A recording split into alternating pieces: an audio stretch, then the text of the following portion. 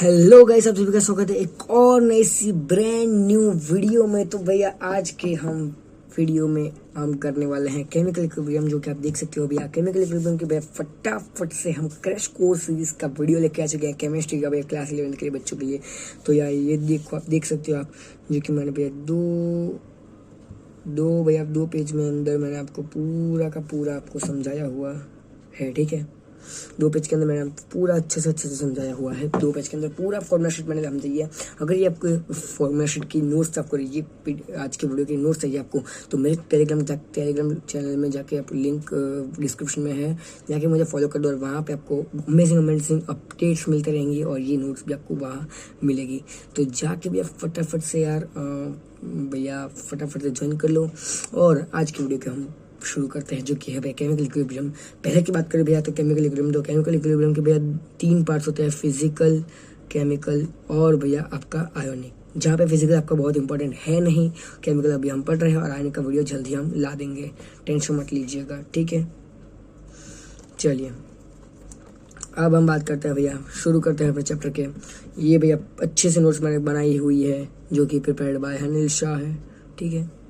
Prepared by हनील Shah है, अच्छी notes चलिए शुरू करते हैं भैया। तो पहले बात करते हैं भैया रिएक्शन के। अब यह रिएक्शन है जो कि आपके सामने आपको दिख रही है। मैं पहले बात कर देता हूँ ऐसी कि भैया जो भी मैं इस नोट्स में येलो मार्क मतलब कि आपकी जो ये येलो मार्क से मैं पेंट करूँ, ठीक है, मतलब कि कलर करूँगा, हाईलाइट करूँगा, वो आपका भैया बहुत इम्पोर्टेंट बन जाएगा। मीन्स कि इम्पोर्टेंट है तो वो मैं येलो हाईलाइट से करूँगा, बाकी सब ब्लू पेन से, ब्लू हाईलाइटर से। चलिए अब बात करते हैं भैया अपने हम, चलिए ठीक है, बात करते हैं हम यहाँ पे एक रिएक्शन आपके सामने जो दी है, जो A plus B plus it gives C plus D। अब यह जो आपका स्मॉल ABCD है वो स्टोइकियोमेट्रिक कोफिशिएंट है, और आपका A कैपिटल में ABCD जो है वो आपका रिएक्टेंस है। तो यहाँ पे आपका एट टाइम्स T0, ठीक है, आपका जो रिएक्टेंट में होगा कंसंट्रेशन वो N होगा, और यहाँ पे प्रोडक्ट पे आपका 0 होगा। एट इक्विलिब्रियम आपका हो जाएगा concentration N minus A upon V और N minus B upon V, और प्रोडक्ट्स का हो जाएगा CX अपॉन V और DX अपॉन V। भैया आप समझा तो दिया लेकिन समझ में नहीं आया। चलिए लेट सपोज पे आपको कंसंट्रेशन N दे दी गई है, कुछ भी, ठीक है, लेकिन एक चीज़ याद रखनी है, at time T equal to 0 आपका प्रोडक्ट्स का जो कंसंट्रेशन होगी वो 0 होगी, और भैया रिएक्टेंट्स की 100% मतलब कि मैक्सिमम होगी। एक बाजू भैया 0 है तो दूसरी बाजू 100% ही होगी ना भैया, ठीक है। और product at time T equals to at equilibrium stage पे आपका जो मोल्स होगा, मतलब कंसंट्रेशन होगी, वो ये होगी N minus A upon N minus B upon V और CX अपॉन D और DX अपॉन V, ठीक है। तो भैया मैंने जो लिखा है यहाँ पे, ठीक है, यहाँ पे मैंने जो लिखा है, ठीक है, ठीक है, पहले मैं रफ कर लेता हूँ, ठीक है। अब यहाँ पे मैंने जो लिखा है, जैसे कि लेट सपोज भैया जो आपका कोफिशिएंट C है स्मॉल, वो दिया है 2, तो यहाँ पे हो जाएगा आपका सिंपल सा हो जाएगा 2x अपॉन में भैया आपका V, 2x अपॉन में भैया आपका V, ठीक है। और वैसे D अगर आपका 1 दिया होगा तो आपका हो जाएगा x अपॉन V, ठीक है, ठीक है। वैसे ही आपको ये सब करना है। तो ये जो मैंने बात की वो सब सारी यहाँ पे मैं लिख रहा हूँ, जो कि आपको बेसिक सी चीज़ है, जो कि आपको पता होनी चाहिए, वरना देर आए दुरुस्त है, ठीक है। Time T equal to 0 concentration of reactant maximum होगी, at time 0 concentration of reactant maximum होगी, और एट टाइम जैसे ही टाइम बढ़ेगा कंसंट्रेशन ऑफ प्रोडक्ट बढ़ेगा। हाँ भाई, रिएक्टेंट में भी आपका 0 है, में प्रोडक्ट में आपका 0 है, टाइम T इक्वल टू 0, तो जैसे T 0 से बढ़ेगा मतलब कि टाइम बढ़ेगा, तो भैया 0 से कुछ ना कुछ तो प्रोडक्ट में आपका कंसंट्रेशन बढ़ेगा, मतलब कि कंसंट्रेशन कुछ ना कुछ तो बढ़ेगी, मतलब कि, ठीक है। तो और ऐसा मैं बोल सकता हूँ कि टाइम बढ़ेगा तो आपका रिएक्टेंट्स कम हो गए। हाँ भाई 100% कम हो गए, क्योंकि भैया प्रोडक्ट्स में जा रहे हैं, प्रोडक्ट 0 से बढ़ रहे हैं, ठीक है। तो प्रोडक्ट्स बढ़ेंगे, टाइम बढ़ेगा तो, और टाइम बढ़ेगा तो आपके रिएक्टेंट्स कम हो गए, और इक्विलिब्रियम में आपका बोथ कॉन्सेंट्रेशन सेम ही होगा, ठीक है। अब आ जाते हैं आपके ग्राफ में जो कि है कंसंट्रेशन वर्सेस टाइम और रेट वर्सेस टाइम, ठीक है, कंसंट्रेशन वर्सेस टाइम और रेट वर्सेस टाइम, ठीक है। तो ये वाला आपको ग्राफ याद रखना होगा, ठीक है। ये मैं ग्रीन पेन से कर रहा हूँ, मतलब कि सेमी इम्पोर्टेंट है, मतलब इतना भी इम्पोर्टेंट नहीं, लेकिन याद रख लेना में आपकी क्या जाता है, ठीक है। कोई भी चीज़ बड़ी या छोटी होती नहीं है बाबू मोशाई ठीक है। आपको ये वाली चीज़ आपको याद रख लेनी है, ठीक है। ये वाला भी ग्राफ आपको याद रख लेना है, ठीक है। चलिए फटाफट से मैं बात कर लेता हूँ भैया। जैसे वैसे आपको ग्राफ से पता चल ही गया होगा मैंने इतना इजी ग्राफ बनाया जो है। और भैया यहाँ पे जो मैंने लिखा है RF/RB, तो भैया RF क्या है, रेट ऑफ फॉरवर्ड डायरेक्शन, और RB है आपका रेट ऑफ बैकवर्ड डायरेक्शन। तो RF इक्वल्स टू RB हो जाएगा, उसे ही हम कहेंगे K इक्विवेलेंट, मतलब कि इक्विलिब्रियम कांस्टेंट, ठीक है। अब इक्विलिब्रियम कांस्टेंट के बारे में बात कर रही है तो हम बात करते हैं, लेकिन उससे पहले मैं बात कर रहा हूँ यहाँ पे, ठीक है। Note that rate is directly proportional to concentration of reactant, मतलब कि टाइम, ठीक है। रेट मतलब कि टाइम हुआ ना भाई, टाइम जैसे ही, हाँ। तो भी आपको एक चीज़ नोट रखनी है जो कि है rate is directly proportional to concentration of reactant, ठीक है। अब बात करते हैं भैया इक्विलिब्रियम कांस्टेंट की। इक्विलिब्रियम कांस्टेंट की बात करते हैं K इक्विवेलेंट, ठीक है। K इक्विवेलेंट की बात करते हैं, ग्रीन पेन से की सेमी, ठीक है। लेकिन अब जो आएगा वो बहुत मेहनती चीज़ होगा। अब इसका होगा फॉर्मूला में कि एक्टिव मास ऑफ प्रोडक्ट, ठीक है, active mass of product upon active mass of reactant, active mass of product upon active mass of reactant, active mass of product upon active mass of reactant, ठीक है। तो उसका भी आपका formula बन जाएगा जो कि बहुत इंपॉर्टेंट है, जो कि आपको याद रखना है। K equivalent is equals to concentration of C to the power C and concentration D to the power D upon concentration of A to the power A and B to the power B, ठीक है। ये आपको equation में दिया गया होगा। जैसे कि मैं यहाँ पे बात करूँ तो भी आपका दिया है A प्लस B इज, आपको दिया है, मैंने आपको समझ लो भैया 2C प्लस D। चलिए तो आपका KC क्या बन जाएगा, मतलब कि K इक्विवेलेंट क्या बन जाएगा, किसी भी बात समझना बाकी है, लेकिन K इक्विवेलेंट आपका बन जाएगा C to the power C, मतलब कि C to the power C और D to the power D। तो भैया C to the power C है आपका C to the power 2 twice, ठीक है, और D टू द पावर आपका 1 है, ठीक है। वैसे ही यहाँ पे भी A1 और B1, ये आपका बन जाएगा K इक्विवेलेंट, ठीक है। ये आपका बन जाएगा K इक्विवेलेंट।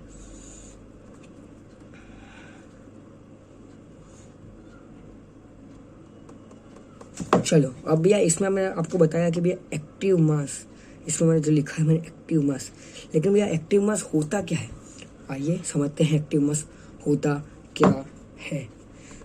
ये भी आपको याद रखनी है, क्योंकि यही आपको इक्वेशन में यूज़ करनी है कि भाई आपका KC निकालने के लिए आपको ये पता होना चाहिए कि भाई एक्टिव मास मतलब पता होना चाहिए। अब एक्टिव मास सॉलिड के लिए ऑलवेज 1 होगा, सॉलिड के लिए ऑलवेज 1 होगा।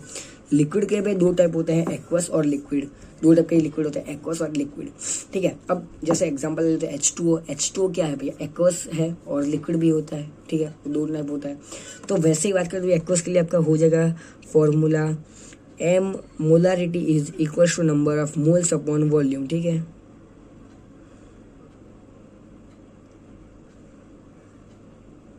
क्यों भी हो नहीं रहा, तू हो क्यों नहीं रहा, चलिए ठीक है। अब भैया लिक्विड की बात करें तो लिक्विड में भैया आपका है, लिक्विड के लिए एक्सेस के लिए है आपका ऑलवेज 1 और लिमिट के लिए है कंसंट्रेशन। वही गैस के लिए भैया प्रेशर और कंसंट्रेशन। और भैया मैं आपको नहीं पता तो मैं बता दूं, आपको कंसंट्रेशन ये ब्रैकेट के अंदर लिखनी होती है, जैसे कि मैंने यहाँ पे एग्जांपल दिया है CH3COOH। अब भैया यहाँ पे मैं एक ऐसी बात करने जा रहा हूँ जो कि आपको पता नहीं होगी, लेकिन मैं बता रहा हूँ, ठीक है। यहाँ पे मैंने एग्जांपल दिया है CaCO3 in solid.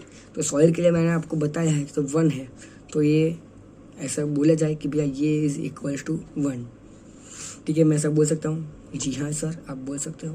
Okay sir, बोल सकता हूँ मैं। ठीक है, चलिए एक अब इतनी बात कर ही ली है तो अब आगे भी बढ़ ही जाते हैं।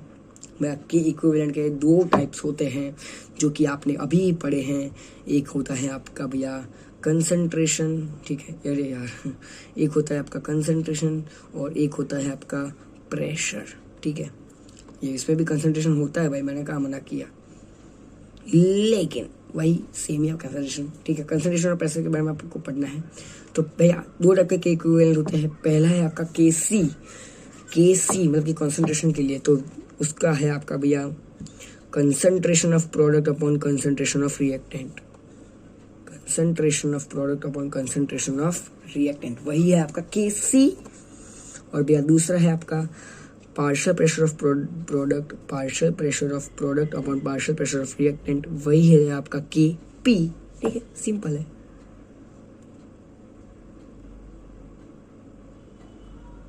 चलिए अब बात करते हैं भैया केसी का फॉर्मूला। वही है के इक्विवेलेंट के बराबर, वही फॉर्मूला होगा भाई, क्यों नहीं होगा? वही तो फॉर्मूला होगा, वही फॉर्मूला आपका होगा। ठीक है, वही फॉर्मूला होगा यार, याद रखना इंपॉर्टेंट है। केसी की यूनिट होती है आपकी कंसंट्रेशन टू द कंसंट्रेशन के अंदर भैया मोल लीटर इनवर्स, और भैया आपका पावर में डेल्टा एन जी। ठीक है, और भैया यहाँ पे, लेकिन ये खास इंपॉर्टेंट नहीं है, लेकिन मैंने येलो पेन से कर लिया है, लेकिन चलिए आपके लिए मैं पिंक पेन से कर देता हूँ।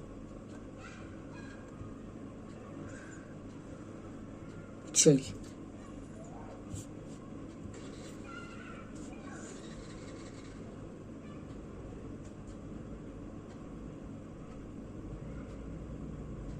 ये मैंने क्या कर दिया, हाय हाय। चलिए ना यार, मेरी ड्राइंग अच्छी है, अरे बाबा रे बाबा। वापस लिख देना यार, मेरे को कोई ऐसी दिक्कत नहीं है। ठीक है, आपके लिए यार कुछ भी। ठीक है, चलिए ये मैंने किया हुआ था लेकिन रफ हो गया, तो लिख लेते हैं आपके लिए। चलिए अब जहाँ पे मैंने आपके केसी का फॉर्मूला आपको बहुत इंपॉर्टेंट बोला है, तो वहीं आपका केपी का फॉर्मूला भी इंपॉर्टेंट होगा। क्यों नहीं होगा यार? पार्शियल प्रेशर सी का पावर भी सी, और partial pressure D to the power D, partial pressure A to the power A, and partial pressure B to the power B, वही होगा आपका केपी। तो ये है आपका केसी, ये है आपका केपी, जो कि आपको याद रखना है भैया फॉर्मूला। और भैया ये आपका इसका फॉर्मूला बन जाता है आपका, इसका फॉर्मूला बन जाता है आपका एटीएम पावर डेल्टा एन जी।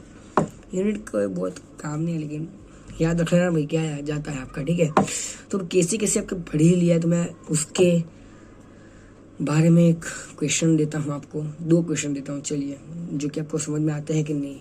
चलिए इसके आंसर आपको मुझे कमेंट में देते हैं, मैं इधर बोलता हूँ, लेकिन उससे पहले आप क्वेश्चन देख लीजिए। बोलता हूँ क्योंकि भैया मेरी हैंडराइटिंग आपको समझ में नहीं आएगी, क्योंकि यहाँ पर ड्राइंग मतलब फाता नहीं है यार, मतलब लिखने में पेन नहीं है यार इसमें। ठीक है, तो यार यहाँ पे फर्स्ट इक्वेशन में आपको लिख लेता हूँ, ये फर्स्ट है, ये सेकंड है। ठीक है, फर्स्ट है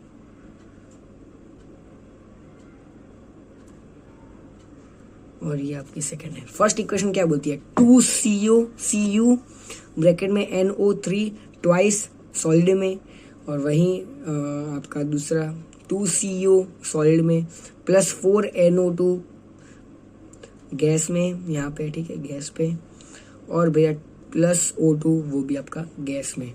तो ये फर्स्ट है। जल्दी से जल्दी इसका मुझे केसी बता दीजिए, केसी बता दीजिए पहले का केसी, मुझे फटाफट से बता दीजिए। बता दिया गाइस, तो अब दिया, मैं बता देता हूँ फर्स्ट का केसी क्या होगा। भूल गए होगे अगर आप कुछ 60%। ये पहला क्वेश्चन क्या है, कोई डोंट वरी, 60% लोगों ने मुझे लगता है सही किया होगा, गलत किया होगा।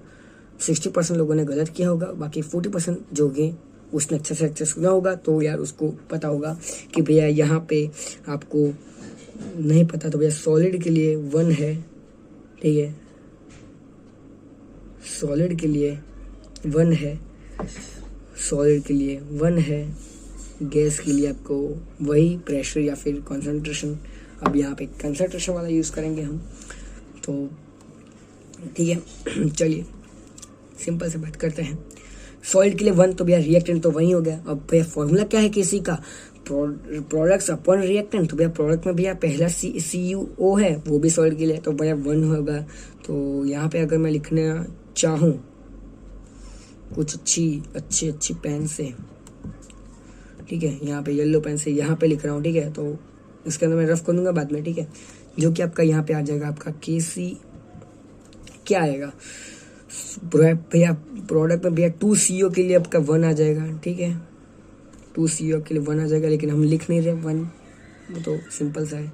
बाद में 4NO2 गैस है भैया, 4NO2, तो इसमें क्या होगा आपका NO2 4 मतलब कि डेल्टा एन जी आपको ऊपर में कोएफिशिएंट स्टोइकियोमेट्री, ठीक है, वो आपका ऊपर 4 आ जाएगा। बाद में प्लस O2 है, तो भैया O2 पे 1 ही है, लेकिन वो भी गैस पे है तो आपको लिखना होगा 1।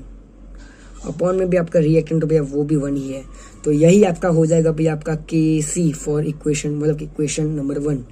अब यार दूसरा क्वेश्चन आप अगर ने कर दिया तो भैया मैं मान जाऊँगा, ठीक है, कि आपको अपने लेक्चर ढंग से सुना है। सेकंड है भैया आपका CH3, पहले सुन लीजिए मेरे हैंडराइटिंग, अगर आपको समझ में ना आए तो फटाफट से कर मत लेना, वरना क्वेश्चन जल्दी समझ लोगे तो आप, ठीक है। पहला है आपका भैया CH3COO C2H5 एक्वस में प्लस H2 लिक्विड में, और इट गिव्स CH3COOH एक्वस में प्लस C2H5 एक्वस में। फटाफट से भैया टाइमिंग आपका शुरू हो चुका है 30 सेकंड का, जो कि आपको फटाफट से करना है। इस MCQ मतलब KC और KP दोनों निकालिए, चलो फटाफट से।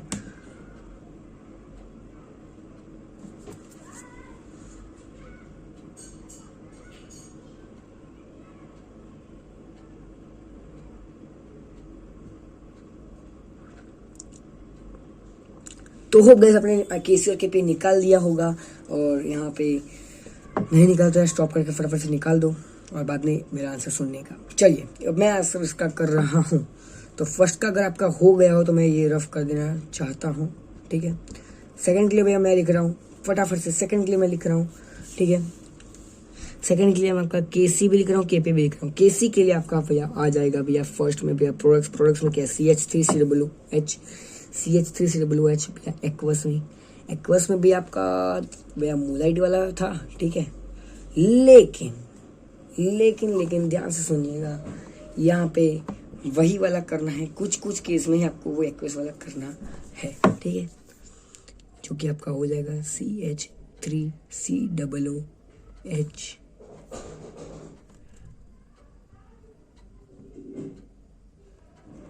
ब्रैकेट क्लोज, ठीक है, कंसंट्रेशन वाला।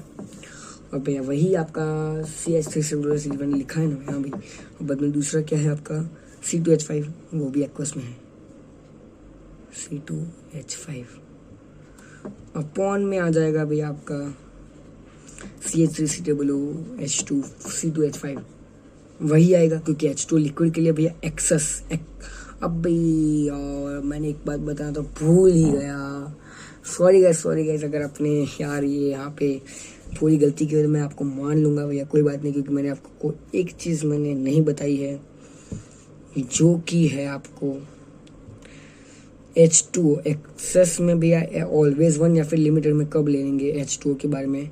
तो H2O इन रिएक्टेंट होगा तो आपका एक्सेस, और H2O इन प्रोडक्ट आपका लिमिटेड होगा। रिएक्टेंट में है तो आपको एक्सेस लेने का, भाई इसमें इस क्वेश्चन में आपका H2O लिक्विड रिएक्टेंट में है तो 1 होगा तो एक्सेस के लिए, और प्रोडक्ट में होता तो आपको कंसंट्रेशन H2O का भी निकालना होता, ठीक है। सॉरी गाइस, मेरे को बुरा लग रहा है यार, कोई बात नहीं, ठीक है। तो यहाँ पे H2O की बात तो होगी नहीं, तो सिर्फ यहाँ पे वही होगा जो कि होगा यहाँ पे CH3COOH2 C2H5 ब्रैकेट क्लोज में भी कंसंट्रेशन, तो ये आपका हो जाएगा KC यहाँ पे, ठीक है, यहाँ पे उसका KC आ जाएगा यहाँ पे, ठीक है, यहाँ पे KC आ जाएगा उसका। तो भैया यहाँ इसका मैं आपको केपी मानता हूँ कि भैया केपी भी आपने आंसर कर लिया होगा, कमेंट में बताना, क्योंकि भैया यहाँ पे फटाफट से करते हैं, हम आगे बढ़ते हैं, जो कि है आपका भैया अब relation between KP and KC, most most most most most important topic आपका ये है, इस पर क्वेश्चन बनते हैं relation between KP and KC, जो कि आपका फॉर्मूला बन जाएगा KP is equal to KC R T delta N G power में, ठीक है। तो भैया KP is equal to KC R T delta N G. अब आर क्या है भैया, यूनिवर्सल ग्रेविटी कांस्टेंट, ठीक है, कि आप वो लेते हो ना 25/3 1/12 वो वैल्यूज, ठीक है, थर्मोडायनामिक्स अपने नहीं दिखा तो यार जाके वीडियो देख लो मेरे चैनल में, ये वीडियो देखने के बाद, ठीक है। अब भैया कुछ केस है जो कि आपको याद रखने हैं।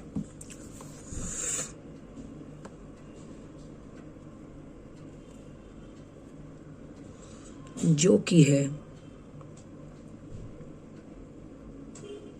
ये,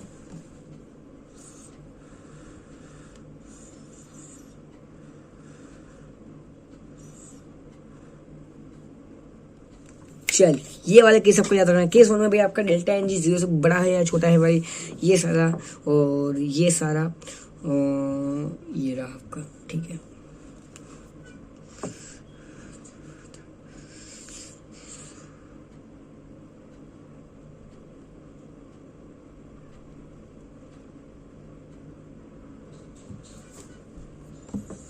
चलिए ठीक है, तो भैया यहाँ पे सिंपल सा है, आपको अगर बता दे, अगर ऐसा क्वेश्चन आ जाए कि भैया इसमें केपी ज़्यादा है कि केसी, तो आप ऐसे भी कर सकते हो कि भैया केपी और केसी को अलग निकाल के, या फिर भैया जो टॉपर स्टूडेंट होते हैं वो इस केस को पढ़ के जाते हैं, ठीक है।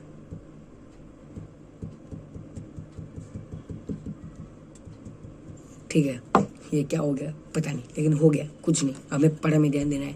जो कि अभी आपका केस 1 में भी ये वाला सिंपल सा है आपको, ठीक है, ये वाला याद रखना है। अरे यार ये क्या हो रहा है मेरे साथ, क्यों मेरे साथ ये हो रहा है, लेकिन हो रहा है तो होने दो, हमें पढ़ाई में ध्यान देंगे। चलिए तो ये सिंपल से आपको पढ़ ले, इसमें कोई मुझे समझाने वाली बात है नहीं, जो आपको याद रखनी है। अब भैया बात करते हैं भैया कुछ केसेस में, बहुत सारे केस, समथिंग 5 हो गया है, यस गाइस 5 है, तो वो आपको याद रखने हैं। तो इस सब के आधे क्वेश्चन तो यूं रिएक्शन वाले क्वेश्चन हो जाएंगे, जो कि अगर मैं आपको बताऊं तो भी आपको पता होगा। जैसे मैं आपको देता हूं कि भैया N2 plus O2 it gives 2NO, ठीक है, इट गिव्स 2NO। तो वहीं ये यहाँ पे मैं बता दूं कि भैया इस रिएक्शन का के इक्विवेलेंट है K1, ठीक है, K1, ठीक है। और वैसे वैसे मैं दूसरी रिएक्शन को रिवर्स करके दे दूं, ठीक है, 2N2 it gives reverse of N2 plus O2, तो उसका हो जाएगा कि आपको क्या ऐसा पूछते कि इसका के इक्विवेलेंट क्या आएगा। तो उसके लिए भी रिवर्सिबल का फॉर्मूला है, वैसे वैसे आपका हाफ के लिए फॉर्मूला, डबल के लिए फॉर्मूला कि भैया 2N2 है तो उसका डबल N2 है 4NO2 it gives 2NO plus 2H2O2, वैसे सब है, आपको याद है जो मैं बताता हूँ। चलिए फॉर्मूलाज, अब इस पर कहीं कहीं क्वेश्चन आ जाता है तो यार ये सब याद रख लेना, लेकिन ये भी बताऊँ कि ये आ जाते हैं इस पर क्वेश्चन। तो K dash is equal to भैया इन 1/KC। अब भैया यहाँ पे इक्वेशन कर दे दिया K1, तो भैया 1/K1 दे दिया आपको, के इक्विवेलेंट कुछ भी दे दिया भैया 4 समझ लो, वैसे तो 1/4 वैसे करके आप निकाल लोगे, ठीक है।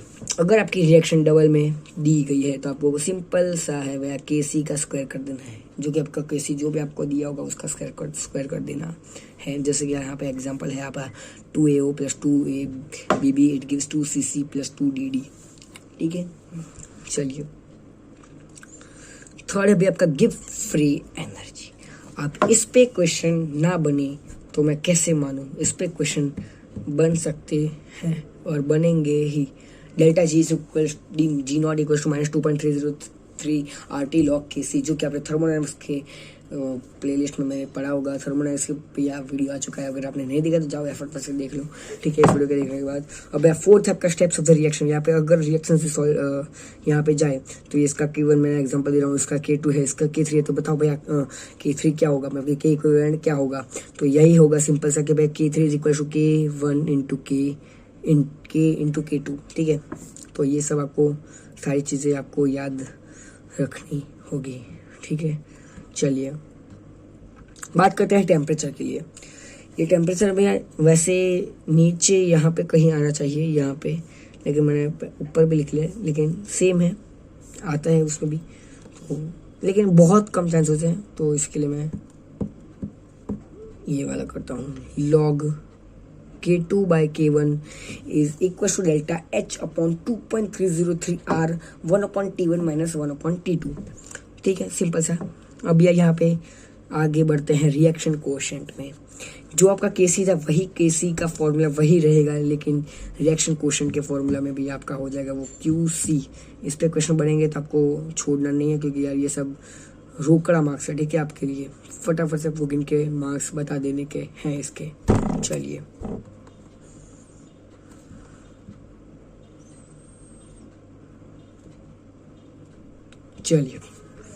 तो यहाँ पे आपका QC जो है वो डायरेक्टली प्रोपोर्शनल टू P है and inversely proportional to reactant है, ठीक है।